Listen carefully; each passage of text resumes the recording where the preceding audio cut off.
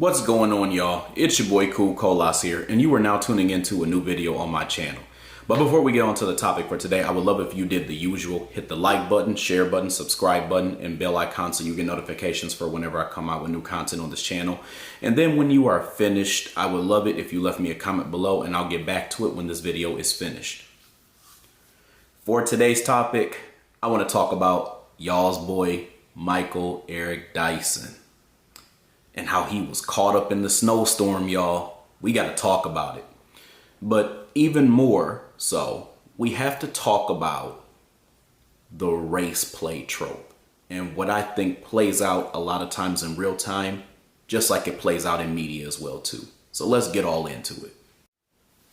So for those of you all who are unaware, there was a media piece that came out recently about this politician whose name is Nancy Mace. She's a white woman who is a politician in South Carolina. And she was recently having a debate with Michael Eric Dyson about Kamala Harris's name. And he was saying that she was racist because she wasn't saying Kamala Harris's name properly. And so that turned into a thing on air. And then eventually there was a thing where he later texted her. He took a picture with her and he texted her, and he talked about how that she has to admit that they look good together, and he sent her a kissing emoji, and he was flirting with her in the text messages. And he was talking about how, you know, she was beautiful and all this other stuff basically. And then she ended up airing all of that publicly and showed proof, showed the receipts of him doing this. Now let me tell you something, y'all. Michael Eric Dyson got caught real bad. He got caught up in the snowstorm, something terrible, and he is in a full-blown white out. I mean, this dude is toast. I mean, let's be real. This dude has been simping for black women for as long as I and everybody else can even remember. It's always my caramel cutie and my chocolate cream puff and all this other shit. He has all this stuff to talk about when it comes to black women and us basically not doing what's in the best interest of black women. He's always democratic shilling, and anybody else who does not basically share the same values as him, he's always trying to put the rest of black society down, and then he's trying to attribute that behavior to how we're treating black women negatively or in the way that they or not in the way that they deserve to be treated. And so now all of a sudden he's trying to get his milk of magnesia on, because what's up with him? What's up with him? I mean, dude, like, you are married to a black woman, which is ironic, and here you are trying to get you some white buns. Like, he literally was trying to risk it all, y'all. I mean, like, he literally was trying to get all up in Karen's panties. I mean, he was trying to hit whatever little booty cheeks that she actually has. He was trying to hit it. He was trying to make sure that he got in them white cheeks, y'all.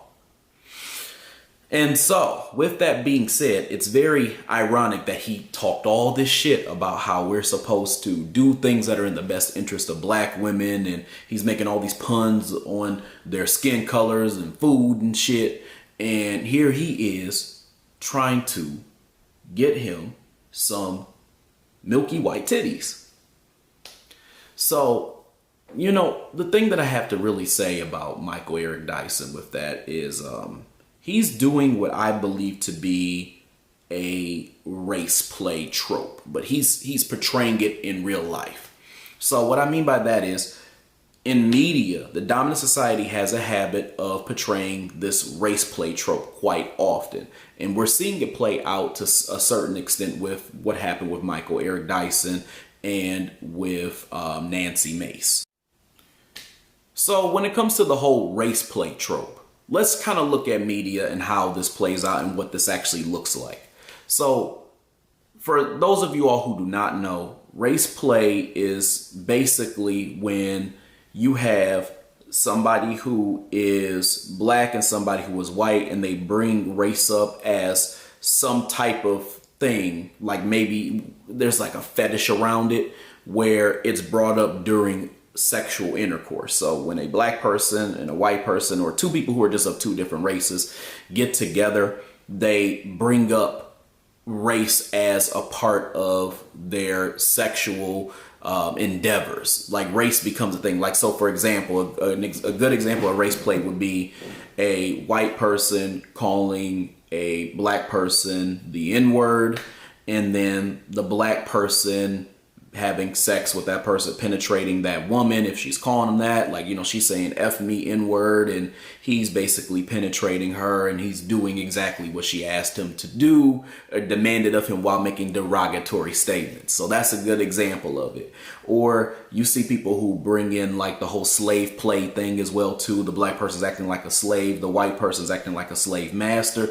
You see these types of things happen. So that sounds extreme, but I guarantee you that this is, and I promise you, if you really, really look deep, this is something that happens very frequently, y'all. So a lot of times in media, what they like to do is they like to take a black person who has tried to portray themselves as having the aesthetic of being the most pro-black person ever, and then somehow shipping them with a white person who is the most racist person, or is a generally racist or privileged person that you can pretty much think of.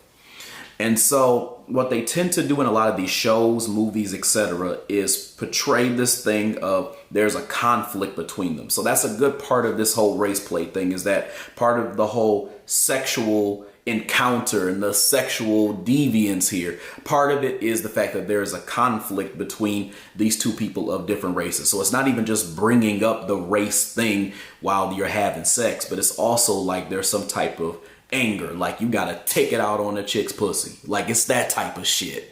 And that's what I think it was kind of happening there with Michael Eric Dyson, and that's what happens in media as well too.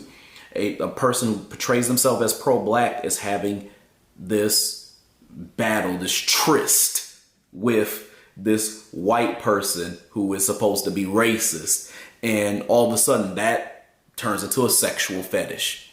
And you see it quite a bit in media. For example, I'll give you a couple different examples where I've seen it. The television show Queen Sugar is one of the best examples that I can come up with of an example of where race play came up. Now, one of the ways this trope existed in this show is you had this character, and her name was Nova. And Nova was supposed to be this pro-black, Black Lives Matter activist. And she was in love with this character named Calvin, who was this white boy who was a police officer. And he also was involved in the mass beatdown and massacre of a black man who was basically harmed with impunity by a bunch of race soldiers. So he basically had something to do with that. So in other words, he was a suspected white supremacist. And you could even see traces of that even when he was talking about what happened in that situation. So I say all that to say that there was some race play shit going on with this, because you had this Black Lives Matter activist who was getting with this white man who was a police officer who also was involved with some of the shit that race soldiers actually do. So it would never happen where these two types of people would get together unless there was some race play shit that was happening. And interestingly enough, if you go to the website where they talk about Queen Sugar, there is a section in there where they talk about how one of the reasons why they put the Nova character together with Calvin is because they were people who came from two different worlds, and they wanted to see the way that they come together as a result of their differences. So that's coded language for it. They're trying to greenlight a race play narrative. So that's why I said there was a race play trope that was going on in this series.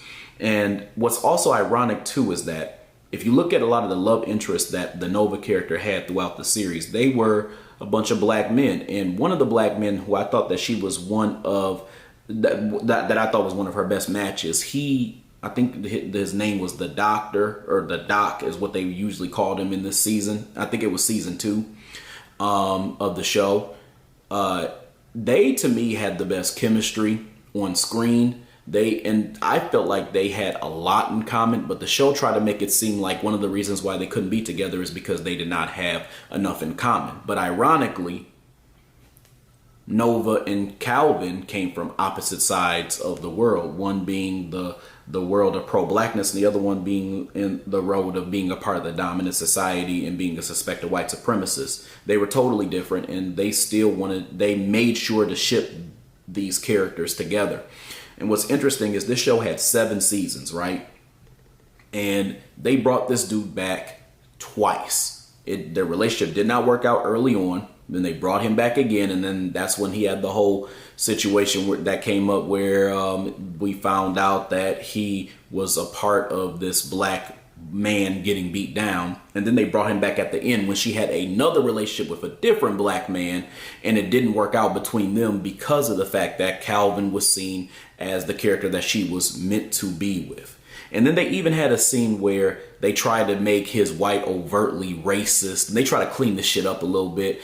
And then he defended Nova because she was saying, like, she was really mad. She was irate because he had stepped out on her with Nova. And he was talking about how she's thinner than the black women that she usually likes because he likes the women with the big butts and all this other shit. So they really were trying to Karen her the fuck up, right? But then he came in, saved the day, and he was telling his racist white wife how he never loved her and all this other stuff, and Nova was always the one for him. So what they were trying to do was clean up all of the racist shit by having him be a savior to Nova, this black woman who he so-called was in love with. And Nova really was the mistress, if we're just being honest, if we're just being real. So this was a race play trope. Another good example of a race play trope was in the show How to Get Away with Murder. You had this black woman who was in Michaela's character, and then she was having a relationship, and she was having a sexual relationship with this character named Asher. And Asher was a very privileged white boy, and Michaela was somebody who would continuously call him out for being a privileged white boy, which shows that they were trying to give her somewhat of a pro-black angle with the way that she was calling him out. So I'm bringing that up to basically say that they shipped these two characters together. They made them have sex, which tells you that they were also trying to race play as well there too. Another time where this tends to come up is in a lot of those controlled opposition movies and TV shows where you have like this black woman who's portrayed as pro-black and all this other stuff, and then she turns around and she has a significant other who's white. And it's not even just that they're doing interracial dating. Like, these motherfuckers are literally swirling. And let me give you an example of what I mean by that. You have it where, for example, in the movie The Hate U Give, there was this character named Star, and she had a black love interest, and he was killed by a bunch of race soldiers. And then she ended up getting a white boy as her significant other after he was killed. And this white boy seemed to not really be in tune with her race, what black people go through and that type of thing. And it was very obvious, but they still kept them together. So it was almost as if to some extent they were trying to make him the privileged, racist, microaggressing white boy, but she somehow, despite being pro-black, was willing to want to be with him. So they like to do this in a lot of these different shows. They like to create this race play narrative. And essentially, that's what I saw with the Michael Eric Dyson thing as well, too. That was playing out in real time. This great tension between this very codified black person and this racist white person just built up, and then they just have some type of chemistry and they just want to fuck. Michael Eric Dyson was trying to play that shit out in real life. He was trying to be Nova, y'all. This dude was trying to play in the snow. This dude was trying to play in the snow, and he got caught up, and we let him have it, y'all. We let him have it. Anyway, y'all, I hope you all enjoyed this video. I hope you all enjoyed what I had to say, and I definitely will have more to come, so make sure that you stay tuned. Other than that, I hope y'all have a good rest of y'all's night, and I'll talk to you later. Peace.